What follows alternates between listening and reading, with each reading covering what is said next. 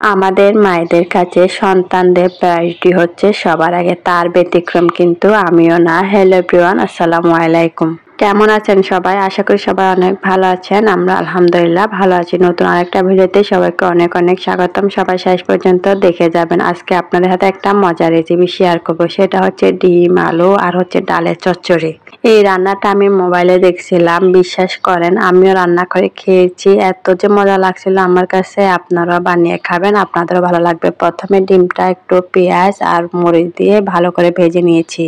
এখন আমি ডিমটাকে রোলের মতো করে পাকিয়ে নিব। তারপর হচ্ছে কয়েকটা স্লাইস করে নিব। মনের মাধুরী মিশিয়ে আপনারাও এরকম করে স্লাইস করে নেবেন। তারপরে হচ্ছে আসল রান্নাটা রান্না করে নেব। এখন আমি কড়াইতে তেল দিয়ে দিয়েছি, একটু পেঁয়াজ দিয়ে দিলাম। পেঁয়াজটা দিয়ে একটু নেড়ে চেড়ে এখানে আমি রসুন বাটা দিয়ে দিয়েছি। পরবর্তীতে এখানে হলুদ, মরিচ, লবণ, ধনিয়া, জিরা দিয়ে একটু ভালো করে নেড়ে চেড়ে কষিয়ে নিয়েছি।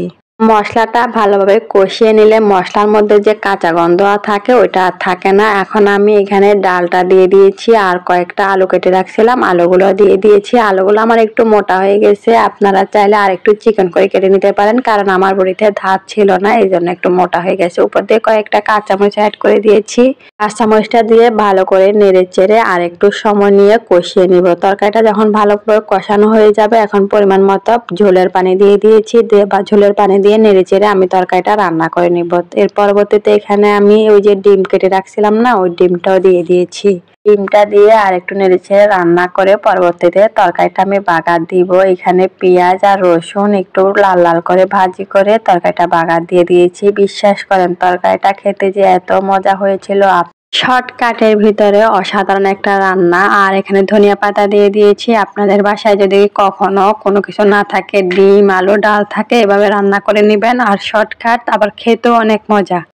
আমার তরকারি রান্নাটা হয়ে গিয়েছে, এখন এটা আমি নামিয়ে নিব। আর আমার তরকারি কালারটা কেমন হয়েছে অবশ্যই আপনারা কমেন্ট করে জানাবেন। তো রান্না বান্না শেষ, বিকালে একটু রেস্ট করে ইনানকে নিয়ে গিয়েছিলাম একটু ঘোরাঘুরি করার জন্য। আমার ছেলেটা বাসায় থাকতে থাকতে খুবই বিরক্ত হয়ে গিয়েছে।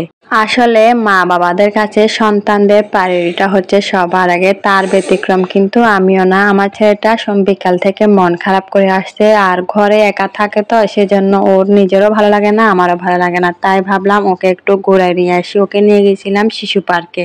আর পার্কে গেলে তো বাচ্চাদের মন এমনিতেই ভালো হয়ে যায়। এখানে বিভিন্ন ধরনের খেলনা আছে, ওগুলা দিয়ে খেলতে পারে। তো এটা হচ্ছে রাঙামাটি শহীদ মিনার, পছন্দের একটা জায়গা। রাঙামাটি থেকে যদি চলে যায় এই জায়গাটাকে অনেক মিস করব, কারণ এখানে আসতে অনেক ভালো লাগে আমার।